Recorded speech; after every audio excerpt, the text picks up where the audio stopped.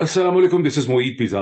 गुज़िश्ता 24 घंटे में पाकिस्तानी सियासत में बहुत कुछ हुआ है। सैकड़ों किस्म के वाक़यात और इवेंट्स हुए हैं। एक तलातुम किसी कैफ़ियत है, पकड़-धक्कड़, मार-धाड़, शोरो-गुगा, लड़ाई-झगड़ा और उसकी बुनियादी वजह ये है कि कंपनी बहादुर ने, कंपनी सरकार ने और उनके साथ उनकी जो लगी हुई केयरटेकर हुकूमत है, उनकी जो फ्रंट पे है, उन्होंने एक पीटीआई के खिलाफ एक बड़ा मैसिव तहरीक इंसाफ के खिलाफ क्रैकडाउन जो है वो उन्होंने शुरू कर दिया। ये वो क्रैकडाउन है जिसका उन्होंने कई महीने से पहले यानी कम से कम 12-14 हफ्तों पहले से उन्होंने तहरीक इंसाफ के जो एमएनएज और एमपीज हैं उनको उन्होंने थ्रेट किया हुआ था, अगर तुम लोग बाज नहीं आओगे तो हम तुम्हारे खिलाफ क्रिमिनलाइजेशन करेंगे, केसेस बनाएंगे, पकड़ धक्कड़ करेंगे, तुम्हें सबक सिखाएंगे और तुम्हारा हशर नशर कर देंगे। तो वो जो प्रोसेस है तहरीक इंसाफ की कमर तोड़ने का, वो उन्होंने शुरू किया है बहुत शिद्दत से गुज़िश्ता 36 घंटों में। इसकी तफ़सीलात मैं आपसे फिर भी शेयर करूँगा, आगे जाके इसका एनालिसिस भी करते हैं कि कितना ये इफ़ेक्टिव होगा। लेकिन पहले मैं मोटी-मोटी चीज़ें आपके सामने रखता हूँ कि आज चंद घंटे पहले former prime minister of Pakistan, बहुत घंटे पहले एक्चुअली, इमरान खान साहब ने एक टेलीवाइज़ नेशनल एड्रेस किया। सोशल मीडिया पे भी था, टेलीविज़न चैनल्स ने भी दिखाया। एक दफ़ा फिर पैमरा की पाबंदी जो है वो ख़त्म हो चुकी है। जहाँ में अहले ईमान सूरत खुर्शीद जीते हैं, इधर डूबे उधर निकले, उधर डूबे इधर निकले हैं। तो वो सूरत हाल है कि पैमरा ने भी बहुत दफ़ा लगाई पाबंदियाँ, लेकिन फिर भी रास्ता कोई ना कोई निकल ही आता है। बहरहाल ये जो टेलीवाइज़ एड्रेस था, इसमें former prime minister Imran Khan साहब ने बहुत कुछ समझाया कि कैसे जब वो इस्लामाबाद के जुडिशल कॉम्प्लेक्स में पहुंचे तो कैसे उन्हें अंदर नहीं जाने दिया गया, उनके साथ जो लोग थे उनको अंदर नहीं जाने दिया गया, और अगर उनके साथ सिर्फ चंद लोग जाते तो कैसे उन्हें तन्हा किया जा सकता था, और कैसे रियलिस्टिकली स्पीकिंग दर हकीकत एक प्लान एग्जिस्ट करता है उनको मार डालने का, जिसका वो पहले भी एक जलवा जो है हम देख चुके हैं 3 नवंबर 2022 को। और अगर उनके साथ लोग नहीं होंगे तो उन्हें मार डाला जाएगा, और एक बाकायदा एक प्लान एग्जिस्ट करता है। और ये सारी डिस्क्रिप्शन और तफसीलात देके और ये बता के कि क्या कुछ इस वक्त कंपनी सरकार और जो केयरटेकर गवर्नमेंट है वो क्या कुछ कर रही है पंजाब पुलिस के थ्रू, उन्होंने अपना एक बड़ा स्ट्रॉन्ग केस बनाया to the superior judiciary of Pakistan, for the supreme court of Pakistan, अदालतों के लिए, जिसमें उन्होंने कहा कि आप मुझे वीडियो लिख दें और मैं हर किस्म के सवाल का जवाब देने के लिए मैं हाजिर हूं, मैं हर किस्म के सवाल को एड्रेस करूंगा, ऐसा मसला नहीं है, लेकिन आप मेरी सिक्योरिटी के इश्यूज को अंडरस्टैंड करें और मुझे वीडियो लिंक दें। ये बात बहुत ही मुनासिब है, ये बात बहुत रैशनल है, बहुत रीजनेबल है। और ये बात समझ नहीं आ सकती कि अगर कोई साजिश नहीं है, अगर अदालतें जो हैं वो इस साजिश का हिस्सा नहीं है इमरान खान को कत्ल करने का, तो फिर क्या वजह है कि वो इमरान खान को वीडियो लिंक नहीं दे रहे? जबकि आज चीफ जस्टिस ऑफ पाकिस्तान जनाब जस्टिस उमर अता बंदयाल साहब, अब से बहुत घंटे पहले, जब कोयटा के अंदर वो बोल रहे थे, वहां तकरीर कर रहे थे, one of the rare speeches जब उनकी दिखाई टेलीविजन ने, तो उसमें उन्होंने जो एयर ट्रेवल की कॉस्ट है, जब कोयटा से वकला को और मौक्कल और क्लाइंट्स को सुप्रीम कोर्ट ऑफ पाकिस्तान में आना पड़ता है, तो उसकी उन्होंने बहुत सी वजाहत की कि हम कोशिश कर रहे हैं कि मैक्सिमम केसेस जो हैं उन्हें कोयटा के अंदर सुना जाए, कोयटा रजिस्ट्री में सुना जाए। फिर इस हवाले से भी कि लोग दूर दूर से आते हैं, उन्होंने कहा कि आप ज्यादा से ज्यादा, उन्होंने अदलिया को कहा, आप ज्यादा से ज्यादा वीडियो लिंक का इस्तेमाल करें। जब खुद चीफ जस्टिस ऑफ पाकिस्तान अदालतों को कह रहे हैं कि आप वीडियो लिंक का इस्तेमाल करें, वीडियो लिंक को सुप्रीम कोर्ट ऑफ पाकिस्तान ने उसकी इजाजत दे दी है। इमरान खान का जो वुड भी कातिल है जिसने कातलाना हमला किया था, उसको वीडियो लिंक की फैसिलिटी हासिल है। तो क्या वजह है कि इस्लामाबाद की सेशन कोर्ट या इस्लामाबाद की हाई कोर्ट या लाहौर हाई कोर्ट जो है, वो former prime minister Pakistan Imran Khan,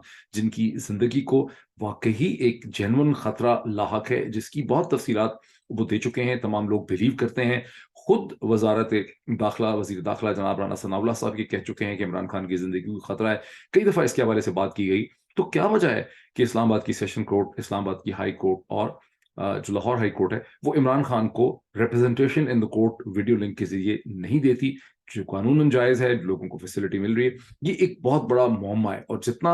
ज्यादा इस पे रेजिस्टेंस की जा रही है, उतना ज्यादा बदनसीबी से, बदकिस्मती से इस शक को तकवीत मिलने लग जाती है कि शायद अदालतों के ऊपर कहीं से कोई प्रेशर है कि इमरान खान को आप गैर महफूज करें, इमरान खान को वुल्नरेबल करें, ताकि जो एसेट्स कहीं छोड़े गए हैं,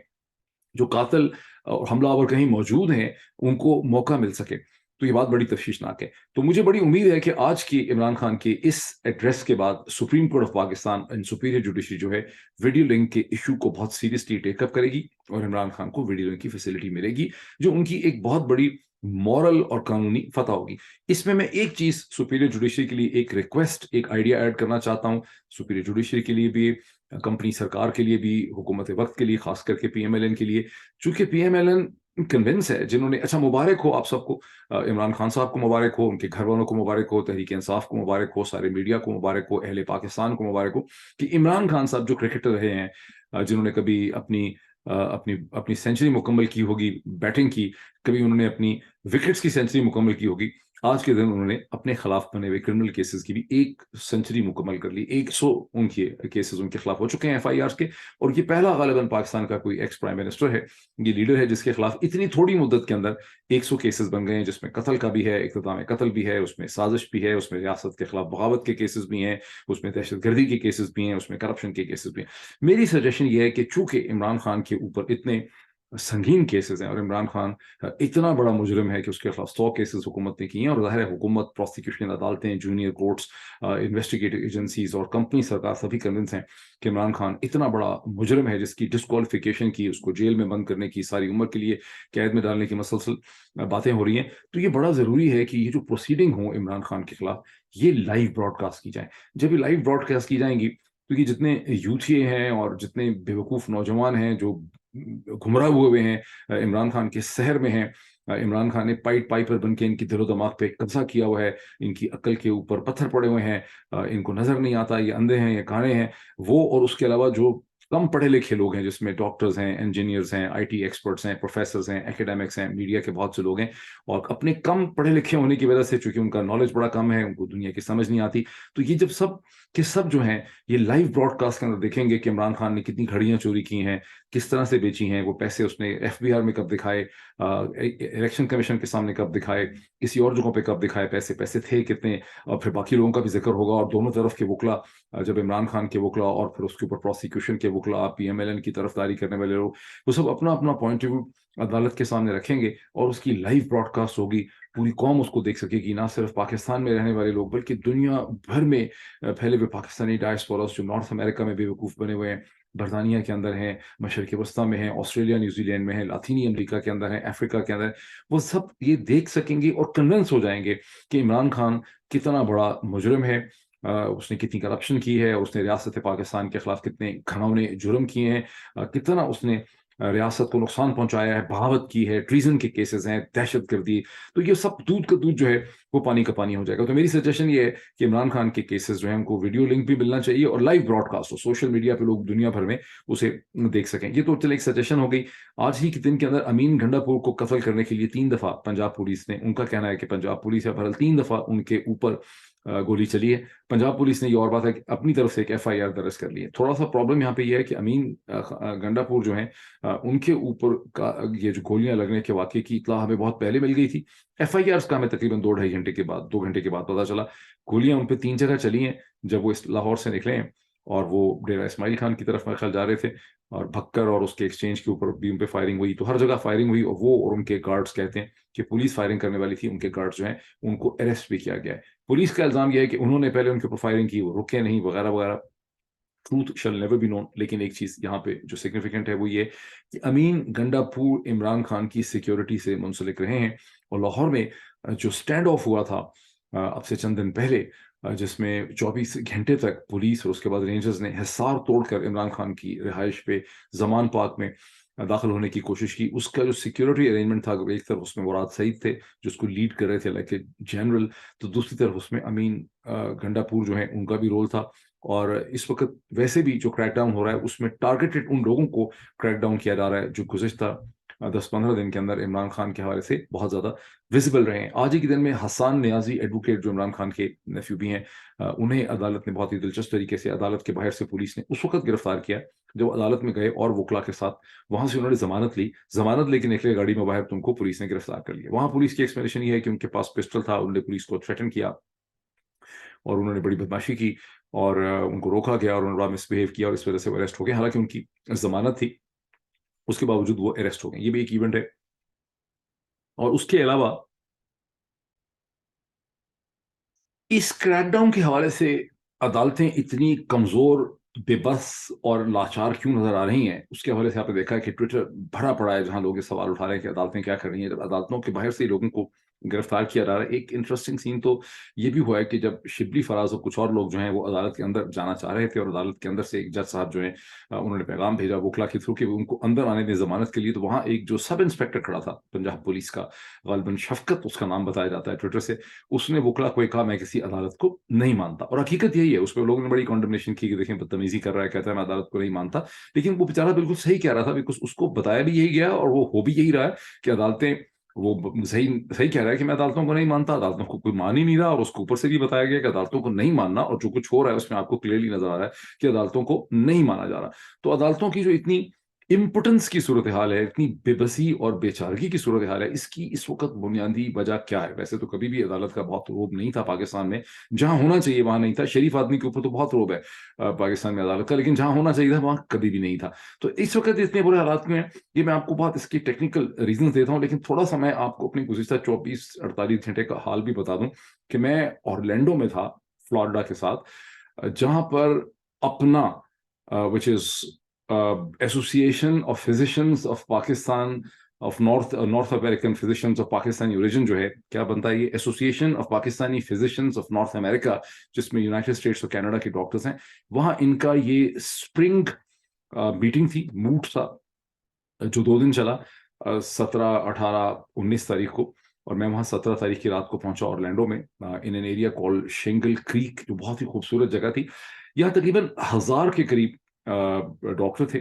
और यहाँ पर एक सेमिनार, एक इवेंट रखा गया था 2-2.5 घंटे का, जिसमें पाकिस्तान की जो इस वक्त की पॉलिटिकल सिचुएशन, चैलेंजेस हैं इकोनॉमी के, पॉलिटिक्स के, सेंस ऑफ डायरेक्शन के, उसके ऊपर एक डिबेट रखी गई थी, जिसमें मेरे साथ रजा रूमी साहब भी थे। बड़ा भरपूर वहाँ पे डिस्कशन हुई ऑन 18th, बहुत ही इंटरेस्टिंग। फॉर्चुनेटली वो रिकॉर्डेड नहीं थी, लेकिन बड़ी इंटरेस्टिंग डिस्कशन हुई क्लोज डोर। अब वहाँ जो मैंने बड़ी इंटरेस्टिंग चीज़ देखी, जो मैं आपके साथ डिस्कस करना चाहता हूँ, वो ये है कि चूंकि मैं पिछले जन्म में डॉक्टर था, इन माई प्रीवियस री इनकारनेशन, तो मुझे ज़ाहिर है डॉक्टर्स के साथ मेरा एक जहनी मुताबिकत है, और मेरा एक ताल्लुक है, एक रिलेशनशिप बन जाता है, और मैंने बहुत वक्त गुजारा वहाँ पे, रात के 1:30 बजे तक। रजा रूमी ने तो कोई मुलाकात नहीं की, वो तो आए और चले गए, लेकिन मैंने बहुत वक्त गुजारा डॉक्टर्स के साथ, और मेरी कम से कम सैकड़ों लोगों के साथ वहाँ मुलाकात हुई। उसमें मैंने जो बहुत इंटरेस्टिंग चीज़ देखी कि 1000 के करीब डॉक्टर थे, ऑलमोस्ट 900 समथिंग। इनमें से बहुत भी अगर आप कंजर्वेटिव कहें तो 90% से ज्यादा जो हैं वो इमरान खान के बहुत बड़े सपोर्टर थे, वालिहाना हद तक, पागलपन की हद तक, फैनेटिक लेवल पे दे वर सपोर्टर्स ऑफ इमरान खान। और इस हद तक कि 16 तारीख की रात को जब ये शुरू हुआ, तो एक फिजिशियन ने, पाकिस्तानी डॉक्टर फिजिशियन ने एक व्हाट्सएप का ग्रुप बनाया by the title and the subject friends of Imran Khan, और 17 तारीख की रात तक उसमें 800 लोग ज्वाइन कर चुके थे, और 19 तारीख की सुबह तक उसमें 1000 अप्रोक्सीमेटली, उससे भी ज्यादा लोग जो हैं वो इस फिजिशियन ग्रुप को ज्वाइन कर चुके थे। और वो ओपनली, वो फिजिशियन ग्रुप ये कह रहा है कि हम इमरान खान के लिए यहाँ पर यूनाइटेड स्टेट्स में अगर लॉबिंग करने का कोई तरीका है इमरान खान की जिंदगी को महफूज करने के लिए, तो हम उसके लिए $1,000 तो हर बंदा उसमें से डालने के लिए तैयार है। तो ये एक लेवल ऑफ पॉपुलैरिटी कह लें इसको, कमिटमेंट कह लें इसको, इमरान खान की चाहत कह दें, उसकी एडमिरेशन कह दें, इतनी एक सपोर्ट इस पर्टिकुलर ग्रुप में, जो पढ़ा लिखा ग्रुप है अमेरिका में, नॉर्थ अमेरिका में, पाकिस्तानी डॉक्टर्स का, कनाडा, यूनाइटेड स्टेट्स में, उसमें इमरान खान के लिए पाई जाती। तो जब मैंने ये सब देखी, मैंने वहाँ और भी बड़े फायदे उठाए, कि जितने मैंने अपने मुख्तलिफ किस्म के, शोल्डर इंजरी है वो भी मैंने अपना पूरा मुआयना करवा लिया, जितनी फ्री मेडिकल कंसल्टेशन मिल सकती थी स्टेट ऑफ द आर्ट किस्म के स्पेशलिस्ट के साथ, वो मैंने जरूर हासिल की वहां पे। लेकिन एक चीज मैंने जब बड़ी इंटरेस्टिंग देखी, तो मैंने इस पर बड़ा सोचा, और जहाज में मैंने इसके ऊपर बड़ा सोचा कि इसकी क्या वजह है कि ये जो एक ग्रुप है डॉक्टर्स का, जिसके अंदर कार्डियोलॉजिस्ट भी थे, इन्वेसिव कार्डियोलॉजिस्ट भी थे, ऑर्थोपेडिक के लोग भी थे, जनरल सर्जन भी थे, न्यूरोलॉजिस्ट भी थे, साइकेट्रिस्ट भी थे, इसके अंदर हॉस्पिटलिस्ट, जिसको हॉस्पिटलिस्ट कहते हैं, वो बहुत बड़ी तादाद में थे, प्रोफेसर, एकेडमिक्स, कई अपना के पहले प्रेसिडेंट्स जो रह चुके हैं वो भी यहाँ पे मौजूद थे। तो क्या वजह है कि इस पर्टिकुलर ग्रुप के अंदर जो इतना ज्यादा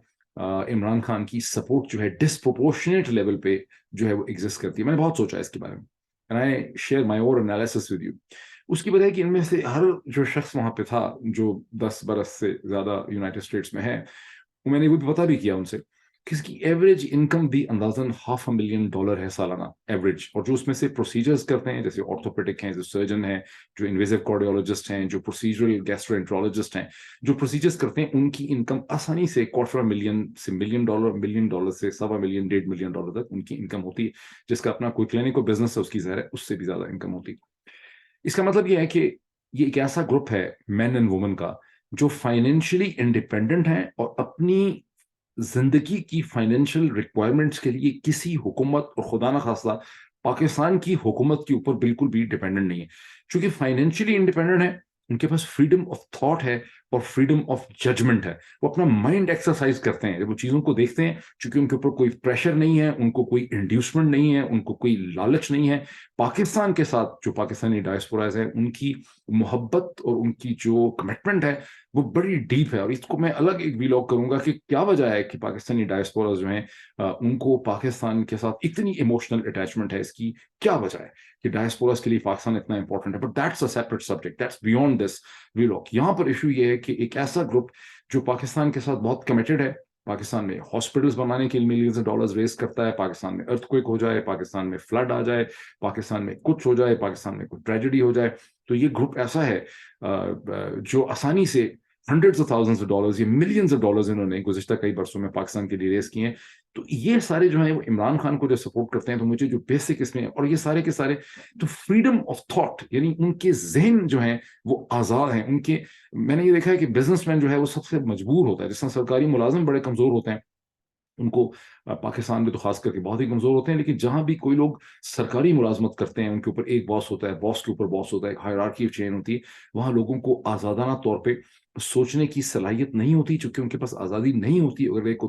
آدمی خاص کر کے ایسی کیریئر سروس میں آ جاتا ہے کہ 20-25 برس کی عمر میں, 25-30 برس کی عمر میں ایک سرکاری نوکری میں جو شخص آتا ہے اور پھر وہاں سے اس نے 60 برس کی عمر میں جا کے ریٹائر ہونا ہوتا ہے, اس کے بعد بھی ری امپلائے ہونا ہوتا ہے, تو اس کی انڈیپینڈنٹ سوچنے کی جو صلاحیتیں ہیں وہ ختم ہو جاتی ہیں. یہاں پر آن دی ادر ہینڈ میں نے ایسے لوگوں کو دیکھا, مین اینڈ وومن کو, میں نے کم از کم بھی 200 لوگوں سے وہاں ملاقات کی ہوگی, جن کی تھاٹ فیروشسلی انڈیپینڈنٹ ہے, بیکاز ان کو اپنے اوپر بے تحاشا اعتماد ہے. ان کو پیسوں کے لیے کسی حکومت پاکستان کے وظیفے کی, کنیکشن کی, کانٹریکٹ کی, کسی چیز کی ان کو ضرورت ہی نہیں ہے, اور ان کی انڈیپینڈنٹ تھاٹ میں یہ ججمنٹ کرتے ہیں. اور خاص کر کے جب ہماری سیمینار میں ڈسکشن ہوئی, وہاں بھی 100 سے زیادہ لوگ اس وقت بھی موجود تھے,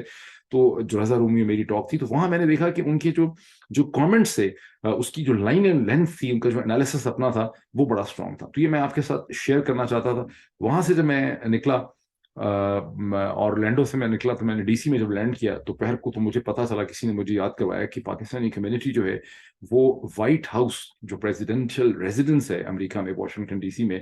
1600 پینسلوینی ایونیو میں, وہاں پہ پاکستانی مظاہرہ کر رہے ہیں, دن کے 12:30-1 بجے شروع ہوا ہے اور 4 بجے تک جاری رہے گا. چونکہ اس وقت 4 نہیں بجے تھے, میں وہاں پہنچا اس کو دیکھنے کے لیے, اور وہاں میں نے شروع میں نے کوشش کی کہ میری کسی سے ملاقات نہ ہو. میں سوچ رہا تھا کہ میں وائٹ ہاؤس کے سامنے کھڑا ہو کے اپنا ایک 15-20 منٹ کا ایک ویلاگ جو ہے میں ریکارڈ کر دوں گا, لیکن ابھی 1 ہی منٹ میں نے ریکارڈ کیا تھا, 1.5 منٹ تو لوگوں نے, مجھے کسی نے دیکھ لیا, اور اس کے بعد پہلے کسی نے ٹویٹر اسپیس میں پھنسا دیا, اس کے بعد مجھے وہاں بولنے کے لیے کہا گیا, اور پھر میں نے وہاں سے یہ سارا ٹائم گزار کے میں وہاں سے نکلا. لیکن وہاں پر جو یہ مظاہرہ ہو رہا تھا بنیادی طور پہ, جس کی پرمیشن 5-6 دن پہلے لی گئی تھی,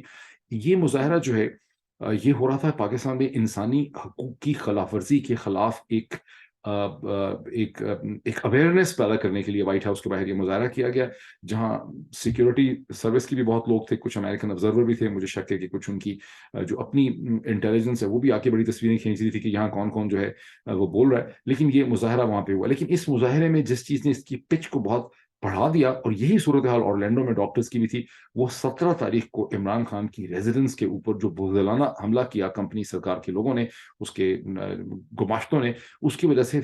جذبات جو ہیں وہ بہت ہی زیادہ بھڑکے ہوئے تھے. میں نے اپنے لائف ٹائم میں پہلے بھی امریکہ میں رہا ہوں 2 دفعہ, ارلی 90s میں بھی رہا ہوں, اس کے بعد میں 9/11 کے بعد بھی یہاں رہا ہوں. میں نے کبھی پاکستانی امریکن کمیونٹی کو پاکستان کی حکومتوں کے اتنے خلاف نہیں دیکھا. اس سے پہلے اگر ان کا یونائٹڈ پوائنٹ ہوتا تھا تو وہ ہندوستان کے حوالے سے ہوتا تھا, کشمیر کے حوالے سے ہوتا تھا, پاکستان US ریلیشن شپ کے حوالے سے ہوتا تھا, کانگریس میں کسی سینٹ میں کسی بل کے حوالے سے ہوتا تھا. یہ پہلی دفعہ ہے کہ ان کا سارا غصہ جو ہے وہ پاکستان کے سسٹم کے اوپر جو ہے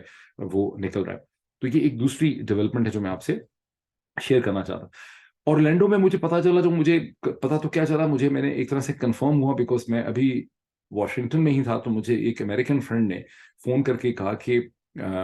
پاکستان کی ایمبیسی جو ہے وہ یہاں پر امریکن ڈیلیگیشنز کو، سینیٹرز کو، اور ہمیں، جو میرا امریکن فرینڈ تھا اس نے کہا کہ ہمیں پاکستان کی ایمبیسی کے ہائیسٹ پاسبل لیول پہ یہ کہا جا رہا ہے کہ اس وقت اب بلاول زرداری بھٹو پاکستان کے سب سے مقبول ترین لیڈر بن چکے ہیں. پاکستان کی جو نئی یوتھ ہے وہ بڑی والہانہ طور پہ ان سے محبت کرتی ہے، وہ انگریزی بڑی اچھی بولتے ہیں، ان کو دنیا کا بڑا پتہ ہے، ان کو عبور ہے، and he is will be in شاء اللہ تعالیٰ the future prime minister of Pakistan. تو مجھے جو میرا امریکن فرینڈ تھا اس نے کہا کہ یار یہ بات بڑی عجیب لگ رہی ہے ہمیں،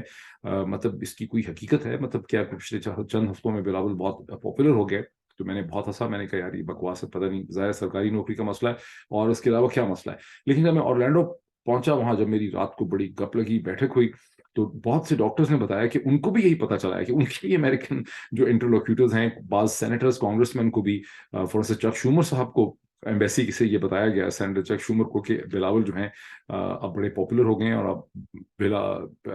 بڑے بغیر کسی شک کے آپ ان کی لیڈرشپ کے اوپر اعتماد کر سکتے ہیں. تو میں نے سوچا کہ میں ایک سروے کم از کم تھرو کروں کہ پاکستان کا سب سے مقبول لیڈر جو کون سا ہے. جو میں نے ٹویٹر کے اوپر ایک سروے میں نے تھرو کیا، وہ میں آپ کو سروے، اگر آپ مجھے اسکرین شیئرنگ کی اجازت دیں تو میں آپ کو وہ سروے جو ہے وہ دکھاتا ہوں. یہاں پہ لیٹس کم دس، یہ ہو گئی اسکرین شیئرنگ، یہ آ گیا، اسے کہتے ہیں. اچھا، اب یہ میں نے پہلے سروے تھرو کیا تھا، اس کو مجھے تھرو کیے ہوئے میرا خیال ہے مجھے ابھی کتنی دیر ہوئی ہوگی، یہاں دیکھ لیتے ہیں اس کو کتنی. اس میں ہم نے ابھی ایک دن اس میں پورا رہتا ہے، میرا خیال ہے 2-3 گھنٹے مجھے اس سروے کو ہوئے ہیں. اس میں نے کوشچن کیا، who in your view is the most popular Pakistani political leader at this point in country's history. تو بلاول بھٹو کو پہلے 1% مل رہا تھا اور مریم کو پہلے 2% مل رہا تھا. اب عمران خان کے اب ووٹ بڑھ گئے ہیں، چونکہ اب ٹوٹل ووٹ جو اب تک ڈلے ہیں وہ 46,233 ہیں، 46,233. اور ابھی اس میں تقریباً میرا خیال ہے 20-22 گھنٹے رہتے ہیں، اور آپ اس میں ضرور شامل ہوں اور اس کو شیئر کریں. تو اس میں بلاول بھٹو کے پہلے 1% کے 0.9% رہ گئے ہیں، عمران خان کے پہلے 97% تھے، اب 96.9% ہیں، مریم نواز کے 1.7% ہیں، شہباز شریف صاحب کے حمایتی کہیں سے آئے ہیں. پہلے یہ 0% پہ جا رہے تھے بہت دیر تک، پہلے 2 گھنٹے میں، اب شہباز شریف صاحب نے ترقی کی ہے اور وہ 0.5% پہ چلے گئے ہیں. اچھا، جب میں نے یہ ٹویٹر کا سروے کیا، اب ظاہر ہے یہ انڈرسٹینڈیبل ہے کہ میرا ٹویٹر ہینڈل، چونکہ میں بدنام ہوں کہ میں عمران خان کا ایک سپورٹر ہوں اور تحریک انصاف کے سپورٹر ہی جو ہیں وہ مجھے اسے کہتے ہیں ظاہر یہاں جوائن کر رہے ہیں. تو اس کی یہ وجہ ہو سکتی ہے کہ یہ ایک بائسڈ ٹویٹر کا سروے ہے، اینڈ انڈرسٹینڈبلی کہ یہ بائسڈ ہے، چونکہ یہاں پر بہت زیادہ لوگ پرو عمران ہیں، پرو تحریک انصاف ہیں. لیکن یہاں پر ان لوگوں کی بھی کوئی کمی نہیں ہے جب میں کوئی ٹویٹ کرتا ہوں جو یہاں آ کے مجھ پہ، میرے خاندان کے اوپر حملے کرتے ہیں، کیریکٹر پہ مجھے لفافہ کہتے ہیں، میرے بارے میں ہر قسم کی فضول بکواس کرتے ہیں. لیکن اس سے یہ پتہ چل رہا ہے کہ سروے کے مومنٹ پہ ان کی تعداد کو بہت زیادہ نہیں نکلی، وہ تعداد ان کی تھوڑی ہے، کیونکہ 50,000 کے قریب یہ سروے ہو چکا ہے. اور اس کو دیکھ کے یہ مانتے ہوئے کہ یہ سروے بائسڈ ہے اور اس کے اندر ایک ڈسپروپورشنالٹی ہے، اور اس میں یہ اس کا جو بیسک سیمپل ہے سروے کا 50,000 لوگوں کا، یہ سب پرو عمران ہے، پرو پی ٹی آئی ہے ٹویٹر کے اوپر، یہ تو ہم مان لیتے ہیں. لیکن وہ کیا سیمپل ہوگا جو گیلپ نے کیا ہے، جس کے اندر مریم نواز کے 34-36% تھے اور بلاول بھٹو کے 34 یا 36% آئے، عمران خان کے 61% تھے. وہ کیا سیمپل آخر کس طرح سے، کوشچن تو آتا ہے نا ذہن میں کہ گیلپ والوں نے جب اپنا سیمپل کیا اور فون پہ انہوں نے لوگوں سے بات کی، تو وہ سیمپل ان کو کسی نے دیا، انہوں نے خود بنایا، کس طرح سے انہوں نے اس کو ڈٹرمن کیا؟ کیا انہوں نے بلاول بھٹو کے زرداری کے گھر میں فون کیے، اس کے نوکروں سے انہوں نے وہ سروے کیا، کیسا انہوں نے سروے کیا جس میں بلاول کو 34% مل گئے؟ اینی وے، کسی نے لکھا، یہ میں دوسرا آپ کے ساتھ شیئر کرتا ہوں، یہ دوسرا سروے میں نے اس کے 1-1.5 گھنٹے کے بعد ڈالا. کسی نے لکھا کہ نواز شریف کا آپ نے نام اس میں نہیں ڈالا، تو کچھ پچھلے سروے میں نے مریم کا نام ڈالا تھا. تو آپ نے نہیں ڈالا تو اس کی وجہ ہی یہی ہے کہ آپ کو خوف تھا کہ اصل پاپولیرٹی نواز شریف کی ہے. تو میں نے پھر نواز شریف کے نام سے بھی ایک سروے ڈال دیا جس میں بلاول بھٹو، عمران خان، نواز شریف. اس میں آپ دیکھ رہے ہیں کہ Nawaz Sharif sahab has definitely done a little better than Maryam. 2.3% لوگ ان کو سپورٹ کر رہے ہیں. ابھی یہاں پر 21,000 ووٹ ڈل چکا ہے. 21,411 ووٹس میں نواز شریف کو 2.3%، عمران خان کو 96.9%، آلموسٹ 97%، بلاول بھٹو کو 0.8% یہاں پہ ووٹ جو ہیں ملے ہیں. تو لیٹس ایکچولی اسٹاپ دس. یہ ایک آپ کے سامنے میں تھوڑی سی چیز رکھنا چاہتا تھا جس کو آپ نے دیکھ لیا سروس کے حوالے سے. اب آ جاتے ہیں اس کریک ڈاؤن پہ جس کا پہلے سے وارن کر دیا گیا تھا کہ اگر آپ لوگ نہیں سدھریں گے اور عمران خان کے ساتھ کھڑے رہیں گے، جو ایم این ایز ہیں، ایم پیز ہیں، تو آپ سب جو ہیں ان کو کرمنلائز کیا جائے گا اور آپ کو سبق سکھایا جائے گا اور آپ کے خلاف کیسز بنائے جائیں گے. اور اس کے ساتھ یہ تھا کہ جب کیسز بنتے ہیں اس کی امپورٹنس کیا ہوتی ہے. جب آپ لوگوں پہ کیسز بناتے ہیں سیاستدانوں پہ تو گرفتاری بھی ہوتی ہے. کئی دن کی گرفتاری کے بعد ضمانت کرنی پڑتی ہے. ضمانت کرنے کے بعد گرفتاری میں مار پیٹ بھی ہو سکتی ہے. ضمانت کے لیے وکیل کھڑے کرنے پڑتے ہیں. وکیلوں کو فیس دینی پڑتی ہے. پھر جس طرح سے آپ نے پاکستان کی عدالتوں کی ببسی دیکھی ہے کہ وہ کسی کی بھی ضمانت تو وہ دے بھی دیتے ہیں 10-15 دن ذلیل کرنے کے بعد, لیکن کسی کا کیس ختم نہیں ہوتا. تو ہر ہفتے 10 دن کے اندر پھر آپ کو عدالت کے سامنے جانا پڑتا ہے, پھر وکیل کو فیس دینے پڑتے ہیں, پھر وکیل سے مشورہ کرنا پڑتا ہے. سو ایک بہت بڑی آپ کی زندگی میں ایک تکلیف اور ایک نیوسنس اور ایک مصیبت جو ہے اس کو ایڈ کر دے جاتا ہے. پاکستان ان بدنصیب ملکوں میں ہے جہاں کی ایگزیکٹو اتھارٹیز, کمپنی, سرکار بہادر حکومتیں بڑی آسانی سے یہ کر لیتے ہیں. جو جمہوری مہذب معاشرے ہیں وہاں حکومتوں کے پاس اس قسم کی طاقت جو ہے وہ نہیں ہوتی. تو تھریٹ اس کی جو ہے وہ تقریباً دسمبر کے اندر پریٹی آبویس تھی. دسمبر میں یہ تھریٹ جو ہے وہ لگا دی گئی تھی تحریک انصاف کے MNAs کو, MPs کو. مجھے بہت سے لوگوں نے بتایا, دوسری طرف سے بھی لوگوں نے بتایا کہ ہم ان کو چھوڑیں گے نہیں اور ہم ان کا حشر نشر کریں گے. تو میں بھی دیکھنا جب ان پہ ذاتی تکالیف آئیں گی, ابھی تو کچھ کیا ہی نہیں ہے ان کا, جب ان کے اوپر آئیں گی مصیبتیں پھر ان کو پتہ چلے گا. تو اب وہ مصیبتیں جو ہیں اس کا پروسیس جو ہے وہ شروع کر دیا گیا ہے اور آپ دیکھ رہے ہیں کہ گزشتہ 48 گھنٹے سے یہ مار دھار اور پکڑ تکڑ ہو رہی ہے, جس میں سینکڑوں جو تحریک انصاف کے لوور لینڈ کے ورکرز ہیں وہ گرفتار ہوئے ہیں, ان کی ضمانتوں کی کوششیں ہو رہی ہیں. لیکن جو سیکنڈ ٹیئر کی لیڈرشپ ہے جس میں سینیٹرز ہیں, MNAs ہیں, وہ تمام کی لیڈر جو گزشتہ 10-15 دن میں جیسے مسرت ہیں اور مسرت چیمہ ہیں یا سینیٹر شبلی فراز ہیں, یہ وہ تمام لوگ جو ویزیبل تھے ان سب کو ٹارگٹ کیا جا رہا ہے. جیسے کہ حسان ایڈوکیٹ نیازی جو ہیں ان کو بھی اس میں ٹارگٹ کیا گیا. اب اس کے ساتھ جو پوائنٹ میں آپ کو ایکسپلین کرنا چاہتا تھا کہ آپ نے دیکھا کہ کس طرح سے عدالتوں کی بڑی دہائی دی جا رہی ہے ٹویٹر کے اوپر کہ عدالتیں کیا کر رہی ہیں, عدالتیں ریلیف کیوں نہیں دے رہی ہیں. عدالت کے باہر سے ایک ایڈوکیٹ حسان نیازی کو بغیر کسی جو ضمانت ہے جس کے پاس, اس کو اغوا کر کے پولیس جو ہے وہ چلی گئی ہے. تو عدالتیں جو ہیں وہ اتنی کیوں کچھ نہیں کر پا رہی؟ اس کی وجہ یہ ہے کہ عدالتیں اس وقت تقریباً ختم ہو چکی ہیں. عدالتوں کا ایک گریجول پروسیس چلا ہے, یعنی عدالتوں کے کبھی بھی حالات کوئی بہت بہتر نہیں تھے. جہاں کمپنی سرکار کی بات آ جاتی ہے, کمپنی سرکار بہادر جہاں آ جائے, وہاں عدالتیں ہمیشہ ہی بڑی کمزور تھیں, بیکاز ان کو پتہ ہے کہ عدالتوں کو کیسے کنٹرول کرنا ہے. لیکن اس کی ایک خاص وجہ بھی ہے. عدالتوں کی یہ صورتحال اپریل 2022 تک نہیں تھی. عدالتوں میں زیادہ جان تھی, عدالتوں میں ہمت تھی, عدالتیں کھڑی ہو سکتی تھیں. آپ نے دیکھا ہی کہ یہی عدالتیں جو ہیں انہوں نے کس طرح سے عمران خان کی حکومت کی زندگی کو مشکل بنایا ہوا تھا. یہ عدالتیں کتنی جرت اور دلیری کے ساتھ اسٹیٹمنٹس دیتی تھیں, کیسے عدالتیں پکار کے چنگاڑ کے عدالتیں کہہ رہی تھیں کہ نواز شریف کی زندگی کی ضمانت دے دے حکومت, اور کتنے یعنی ایشو اٹھ رہے تھے, کبھی ہیومن رائٹ کا ایشو, کبھی پولیس کی وائلنس کا ایشو, کبھی اس کا ایشو, کبھی اس کا ایشو. تو عدالتیں بڑی آپ کو سپر کانفیڈنٹ لگ رہی تھیں آج کے مقابلے میں. ہوا کیا ہوا؟ ایک بہت انٹرسٹنگ چیز ہے. جب وہ ہوا تو میرا نہیں خیال کہ پاکستان کی سپیریئر جوڈیشری کو ٹھیک طرح سے اس کا اندازہ ہوا. کچھ تو ہوا ہی ہوگا, لیکن پورا ٹھیک طرح سے ان کو اندازہ نہیں ہوا کہ انہوں نے کتنا بڑا سرنڈر کیا, کتنا بڑا کمپرومائز کیا. میں بات کرنا چاہتا ہوں 7 اپریل اور اس کے بعد 9 اپریل 2022 میں سپریم کورٹ پاکستان نے, میرا خیال پہلا 7 دوسرا 9, جو 2 ڈیسیجن کیے. جب ڈپٹی اسپیکر قاسم سوری نے اس وقت ایک فیصلہ کیا تھا جو تکنیکی اور ٹیکنیکل انداز سے غلط تھا. جب انہوں نے اپوزیشن کی لائی ہوئی ووٹ آف نو کانفیڈنس کو پھینک دیا, ڈسمس کر دیا, اور اس کے بعد وہاں پر ایک ریزولوشن پاس ہوا اسمبلی میں, اسمبلی کو ڈیزالو کرنے کا الیکشن کا, پھر اس کو پریزیڈنٹ پاکستان جناب ڈاکٹر عارف الوی نے منظور کر لیا, اور سپریم کورٹ نے انٹروین کیا. حالانکہ ٹیکنیکلی اسپیکنگ جہاں وہ ٹیکنیکلی غلط تھا, اس میں ٹیکنیکل زیادتی یہ تھی کہ جب ووٹ آف نو کانفیڈنس ہے اسمبلی کے سامنے, اس کی ریزولوشن آ چکی ہے, وہ فائل ہو چکا ہے, تو اس وقت اسپیکر یا ڈپٹی اسپیکر جو ہے وہ اس کو وہاں پہ آپ اس کو ڈسمس نہیں کر سکتے تھے اور اسمبلی توڑی نہیں جا سکتی. تو ٹیکنیکل انداز, ٹیکنیکل پوائنٹ پہ بات بالکل صحیح تھی کہ وہ غلط تھا. لیکن ٹیکنیکلی پھر یہ بھی تھا, جو 2 ٹیکنیکلٹیز کا کلیش تھا, ٹیکنیکلی یہ بھی تھا کہ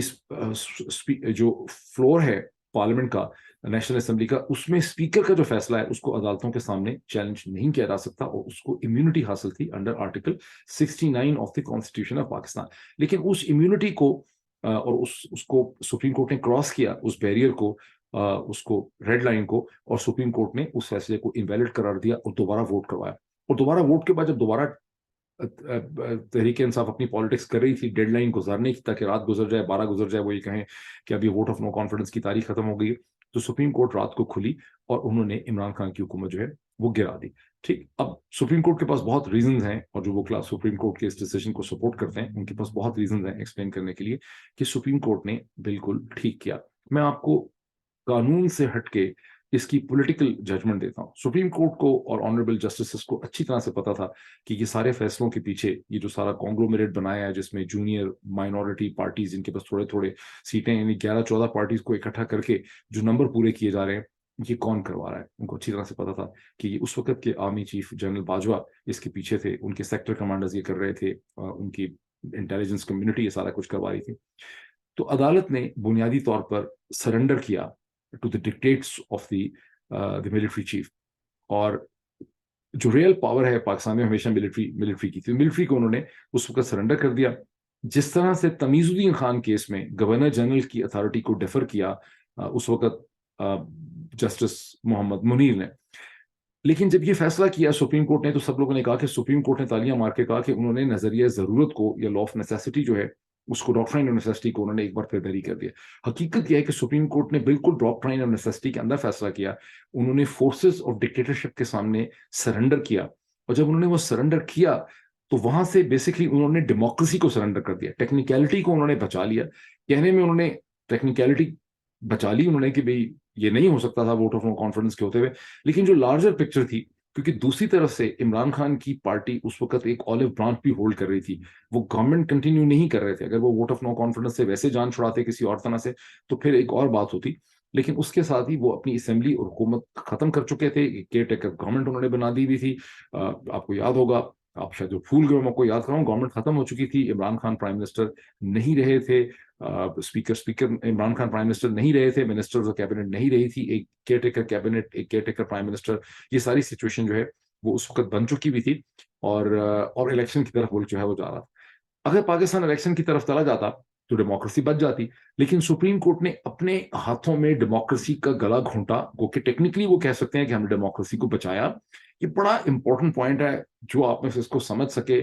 وہ اس کو سمجھ جائے گا, جو نہیں سمجھ سکتا وہ نہیں اس کو سمجھ سکے گا. لیکن جو لارجر پکچر یہ تھی کہ سپریم کورٹ کو کلیئر ہونا چاہیے تھا کہ جو وہ کرنے چلے ہیں اس کے نتیجے میں پاکستان کی جمہوریت کو شدید خطرات لاحق ہیں. اس کے بعد کیا ہوا؟ اب ہائنڈ سائٹ از آلویز 2020. اب پاکستان میں جمہوریت کا جنازہ نکل چکا ہے.